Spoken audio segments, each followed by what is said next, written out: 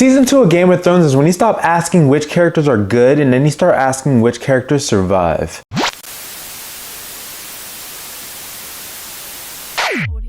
After the ending of season 1, it finally dawned on me. The story isn't about good and evil, it's about the Game of Thrones. And it'll show you the lengths people will go through just to rule, just to have power. And the throne is just an excuse to have it. Season 2 doesn't try to shock you the way season 1 does. Instead, it just shows you how the world of Game of Thrones works. The Game of Thrones, it gets smarter. In season 2, it's not loud like season 1 was, it's just calculated. Instead of constant twists, the show lets people plan, hesitate, and make decisions that actually matter. You're no longer watching people react to chaos, you're just purely watching them create it. And what I like is that power reveals who people are. You see that the imp, he's still honestly a very master planner. The way that he uses people, figures out their weaknesses, and takes advantage of these people to get his way is completely insane. Season 1, I hated Joffrey. Season 2, I just really hate him more. His arrogance now turns into straight up cruelty, and the way that he abuses his powers just for fun is just truly sickening. And he's a very terrible king. Season 2 actually shows us how selfish people are, especially when there's power on the line. And you see how quickly morality disappears with certain characters, with a lot of characters in this, when they're closer to the throne. And in this season, what I like is just the character work. Season 2, it obviously doesn't have a lot of action except for the Blackwater, and we'll get to that. But it's more carried by dialogue. It's more carried by conversation. You have to focus and pay attention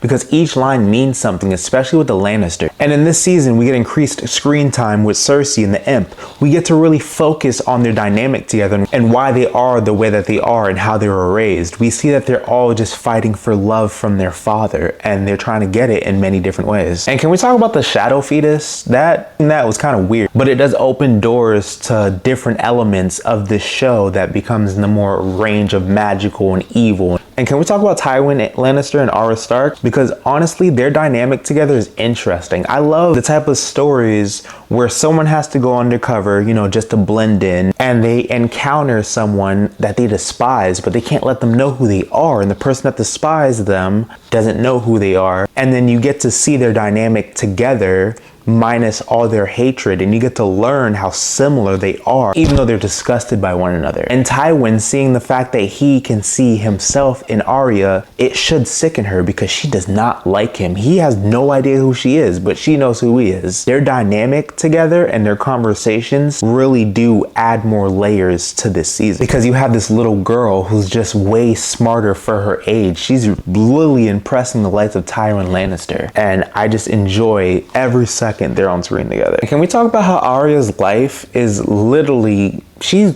just lost places. She's the furthest away from her family, and it's crazy. It's like her adventures are just like the baby's day out, because she's in different locations just trying to survive. And with her is the Faceless Man. I enjoy this character. The way that I want to see more. I can't even say much about them because I don't even know much about them.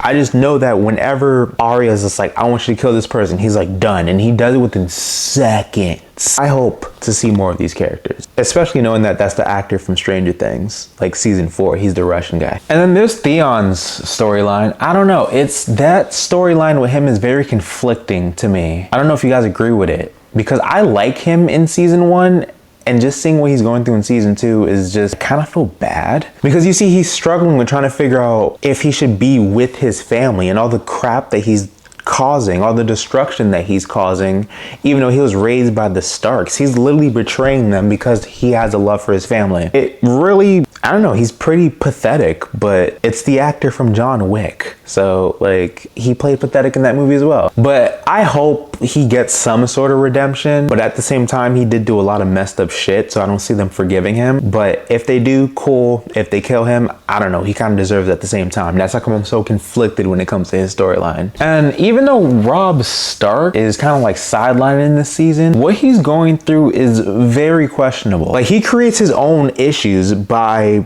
marrying this girl. He fell for this woman, beautiful, honestly, when he already promised to marry someone else. I feel feel like this is gonna be a very uncomfortable situation for him leaning into season 3, because like this feels very problematic, especially hearing it from his mom. But you guys can comment below and tell me what you guys think about that without spoiling anything. And we gotta finally talk about the Battle of the Blackwater. I did not expect to enjoy the Battle of the Blackwater this much, because we go from straight character driven season, straight intensity, straight dialogue, this sheer moment of constant stress, assuming if someone's gonna die, learning more about other characters. And then once we get to the Blackwater, it becomes very prominent that they saved this for a reason. And we have to talk about in this fight, Tyrion, obviously you see that, well, Tyrion, I'm probably pronouncing his name wrong, so I'm gonna just call him the Imp. You see that the Imp, he's not a very skilled fighter. He's really just skilled with his talking and his way of just manipulating everybody.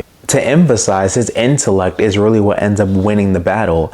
And it sucks that his dad, Tywin, is the one that takes the credit for winning the battle. I really thought that his family would have gave him more grace. Hopefully they do in like next season or something, but like I wanted him to get more grace for that. And can we talk about the scene where the Imp tricks 3 different people by telling them 3 different things and figuring out who's actually gonna tell Cersei? Like, we need to actually sit back and think about how smart that is to figure out who to trust and who not to trust. And in my personal opinion, that's one of the best moments in this season. And coming close second is when he does trick his cousin to admitting that he's sleeping with his sister, which is also bizarre because I guess she's just keeping it in the family. But nah, the Imp's cool. Like, he's still one of my favorite characters on the side of Arya and on the side of Tywin, because he is quite interesting, even though he's kind of a shitty dad.